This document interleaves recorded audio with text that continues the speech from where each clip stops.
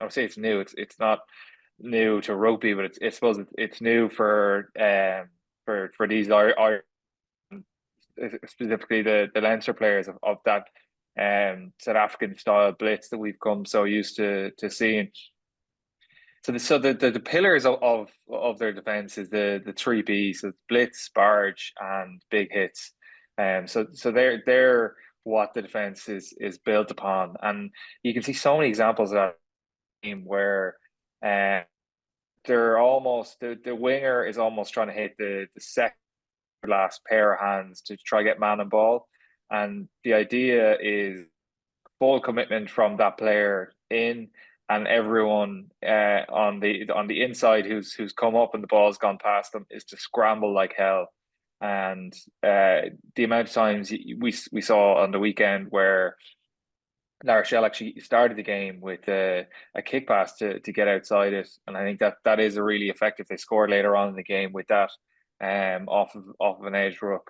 It's definitely a weakness, like all defensive systems. There's going to be open, but it's a very hard skill to execute. So it's like, all right, if you can get it there, good for you, but you've still got a little bit to do. But the late try, how good that little grubber ahead and Mm. everything. I think sometimes you just got to tip the cap. Um, but yeah, the tackle selection is another thing within this system. So uh, if you can remember that the first big line break in I think probably about the 6 minute that the La Rochelle had. So in the tighter areas, they're trying to force you back inside a kind of chop two-man hit, one man low, one man kind of like medium height, and then it's into second action barge, and it's can to slow you down. So lead driving you back and try much of a mess on that ball as they can. If not, barging you off it and turning it over. But on the edges, it's something that I haven't seen. And they did it not just on the edges, but definitely saw Barrett do it two or three times where uh, La Rochelle have gotten outside, different teams have gotten outside of Leinster, the scramble that's coming across, and instead of trying to just make that tackle and maybe get a poach, they're actually trying to choke and hold that player up, which is something we haven't seen before, and it's the different scenarios is another thing that I'm kind of geeking out over of what they're doing. So when someone is choking, the next player who's in is trying to tag the ball always. So uh, in that scenario, I'm talking about Darius gets a reef and comes away with the ball on that when Barrett was choking. But it's a consistent picture of someone is getting the player upright, the next person is in on the ball, and it's either trying to reef, and if they have a good grip on the ball, they're just going to try choke them and turn the ball over that way. And if it goes down, they release and try either back end or get back in the defensive line. I think another big part of their defense is the line out pressure.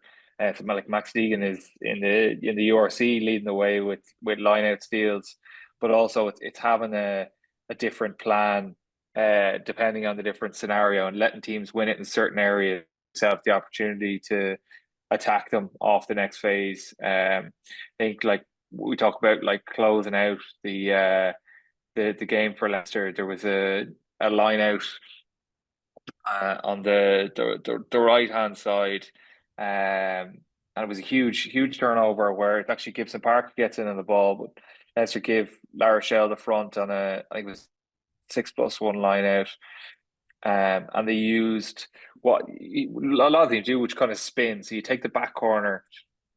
You're trying to spin that towards the touchline, and what you're doing is you're taking away the front five of the mall, and you're leaving access to whether it's two players, maybe it's three players at that point, and all it takes is for one more kind of half spin, and you're given access to the ball, and that's what Van der Fleer does. Gets a half spin on it, and gets Gibson Park access onto the ball, and it's a turnover. That Mm. again, the decision around what they let teams do and where they let them win it and the execution of that has been a big part of their defense. And Yeah. then also it's just having Darius and Van der Fleer, like the amount of work that they're getting through. Sorry, go on. Yeah. there's loads in that. I want to come back to those individuals for sure, but I'm going to bring it right back to the start. And I love the energy and enthusiasm you bring for this, because that's again how I feel about watching Leinster defend at the moment. I, like most people, I would say, I'm quite biased towards the attacking side of the game. I enjoy it. I love seeing the shapes and the plays and the attacking moves that teams have come up with. I think we're all like that in all sports, really. We love seeing tries and goals. But this Leinster team and the Springboks before, I would say, have really energized me and many others I know around watching defence and trying to figure out the little specifics of this. So I love the way you've picked out bits. Going right back to the blitz, we've all seen it loads. It's nothing new in rugby, but Leinster seem to have a good success rate with it. Are you seeing clear cues or triggers that are encouraging that edge defender, which we see most often, or the second last defender on that front line defense? We're not talking about the backfield defenders who are hanging off. That is actually sparking them to go and chase the ball and be as simple as you can here, because what's obvious to you might not be as obvious to everyone else. So from what I'm seeing anyway, the idea of the defense is I think called outside pressure. So what you're trying to do is to discourage the attacking team from playing wide and dummying it and carrying it back in. And what the players on the inside, the defenders on the inside are waiting for is to make that big hit and or a barge and completely kill the momentum of that attack. What the defense is saying to you is, if you throw a long pass in the middle of the field, this winger is going that you man and ball. But if you can get maybe two short passes to that person, you'll probably have a half a second for that person to try get it away, and then we're going to scramble like hell and deal with it on the outside. But you've got to be perfect in getting it to that person because that winger's coming. So that it's a whether it's a 13 or whoever that person is knows that unless their depth is perfect and unless the passes are perfect, they're going to get hit man and ball. And if they are perfect, they know they probably have seconds to get that ball away before they're getting smashed. Exactly. And even if they get the ball away, Ala Hastoy with a brilliant bit of skill, he still got ended by Gary Ringo. So that's in your mind as well. Like, and did he ever really recover from that? I'm not sure. The last quarter of the game didn't go great after that. So, that's the impression I get from Leinster, is that even if that ball gets away, they're still going to leave a dent on you, a big dent. And as you say, they back those inside defenders to scramble really well. And there's a lot of pressure on those guys inside the blitz, because as you say, they've got to be aware of the blitz channeling and funneling the attack back in so they can make big hits and jackal there or look for a strip.